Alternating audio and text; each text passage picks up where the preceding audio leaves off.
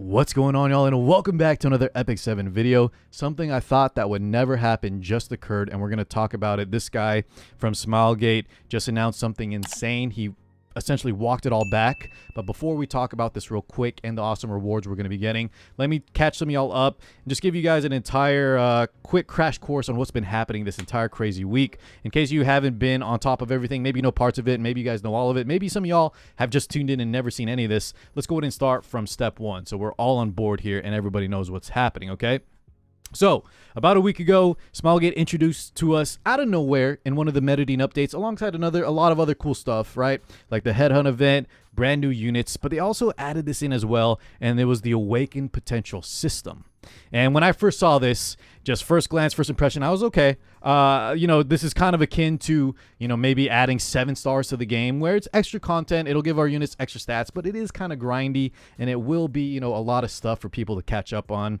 But they also showcase this as a way to buff older units like Ravi, Crow, Valencia. Those are just a few examples they showed from the older cast. And so I said, hey, yes, there'll be a lot of resource grinding. We're going to have to apparently go into like an epic spirit altar. There's going to be a time gate on it. But this is cool. They also mentioned something about free imprints. And like I said, this is a way to balance older units. So I wasn't extremely excited about it, but it was content, it was stuff, and I'm sure some people would be happy about this change, especially the balance part.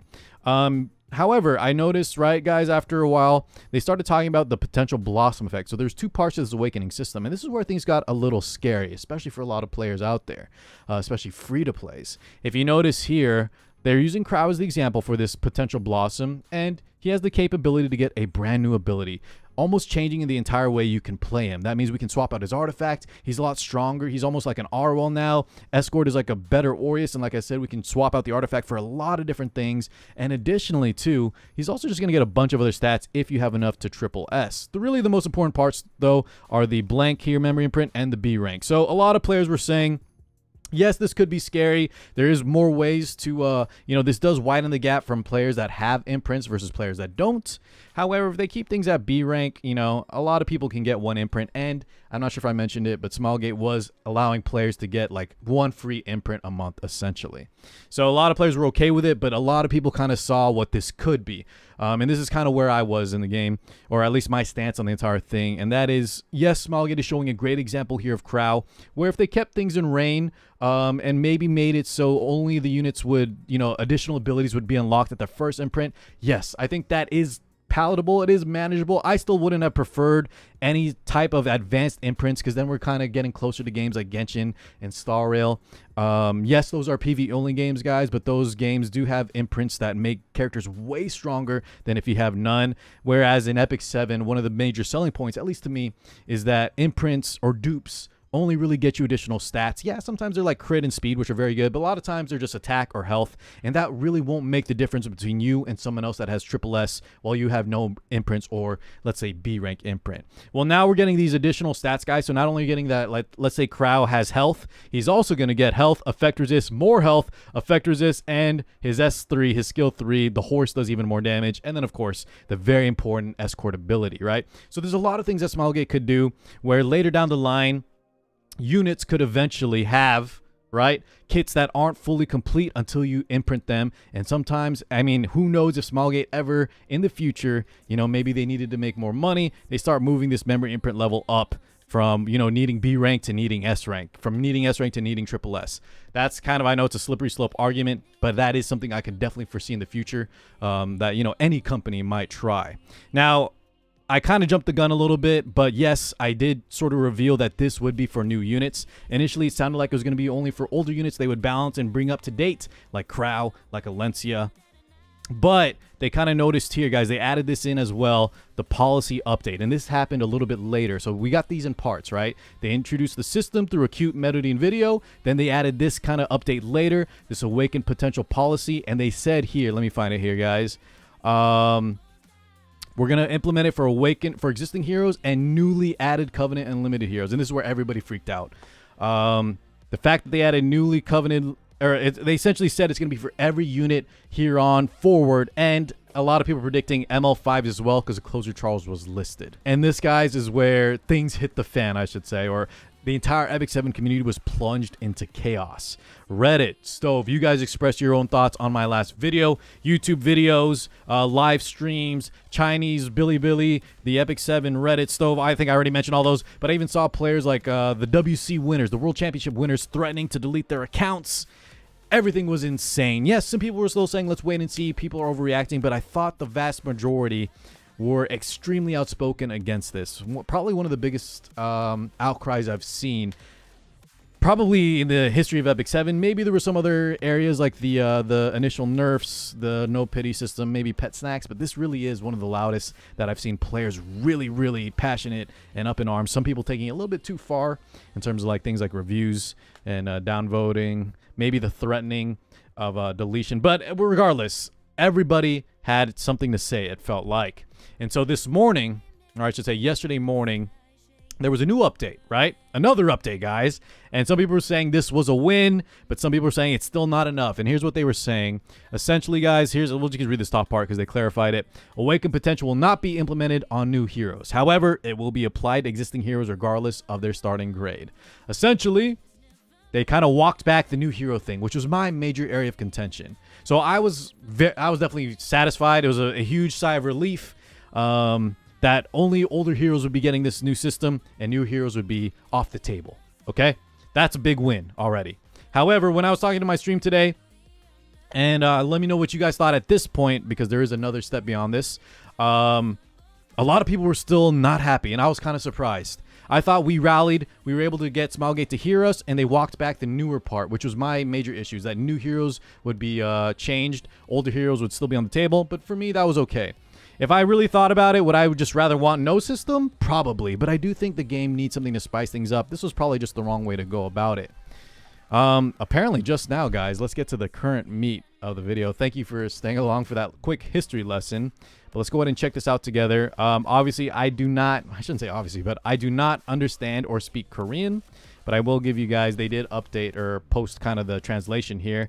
But if you guys notice, this representative from Smilegate, this is not the CEO, I believe, but he is seeming very, apologetic. You're about to see him here take a bow. And why this is important, guys, while you guys might be like, Carl, why are you analyzing his behavior? Is because things like this in the past have happened. This is history. This is a recurring theme where Smilegate will introduce a system that a lot of players are not happy with, especially the Korean player base. And sometimes the Korean player base is so analytical. I interviewed them maybe a year or two ago, players from Korea, on how they thought about Smilegate.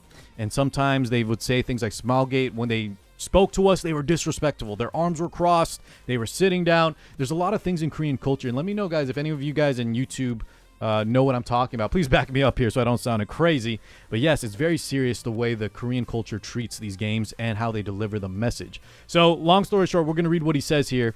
But you can just tell from his behavior, his stance, that they are very apologetic and they're making sure that the appearance is showing that. So what do they mean here, guys?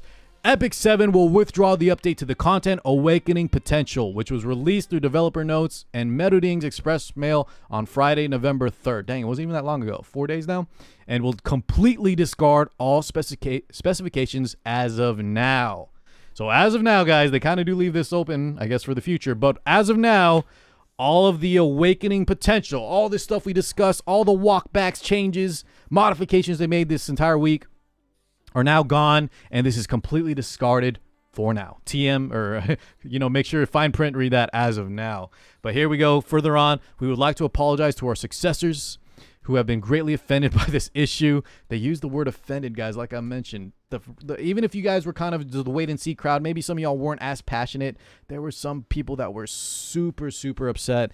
Like I said, the World Championship winners were threatening to delete their accounts. China was also going insane. Korea, of course, is always super passionate about changes, especially in Smilegate. Here on Global, we're doing the same thing. Who have been greatly offended by this issue, and we have prepared the compensation below. So we're going to get some free stuff. This may not be enough to relieve your worries, but we also hope they will continue to watch Epic 7 in the future. So they're very apologetic. They're going to give us some compensation because I guess they realize, right, they offended a lot of players. And they are apologetic that this, system was so abhorrent to a lot of the player base. So what are we going to get, guys? On 11/9, this Thursday, this week, we're going to be able to get a 5-star Covenant Hero Selector and 20 Leafs. Wow. I wonder what's included in this hero selection. Is it up to date? Either way, this is pretty much a guaranteed imprint of your choice, or if you guys are missing some units here, Covenant Heroes, RGBs, non-limiteds, I'm assuming. This is still very, very nice. We are preparing a separate notice for more detailed information, and we'll provide it to you as soon as possible. Once again, I sincerely apologize. Double apologies. A video, which is what a lot of people were saying Smilegate doesn't do anymore. They don't, actually show themselves on videos anymore. But we have an apology. We have some compensation. And it seems like a lot of the players, obviously, now are very, very thankful. They're showing their gratitude for what happened here. So thank you for, staying on board, guys, and listening to my entire history lesson.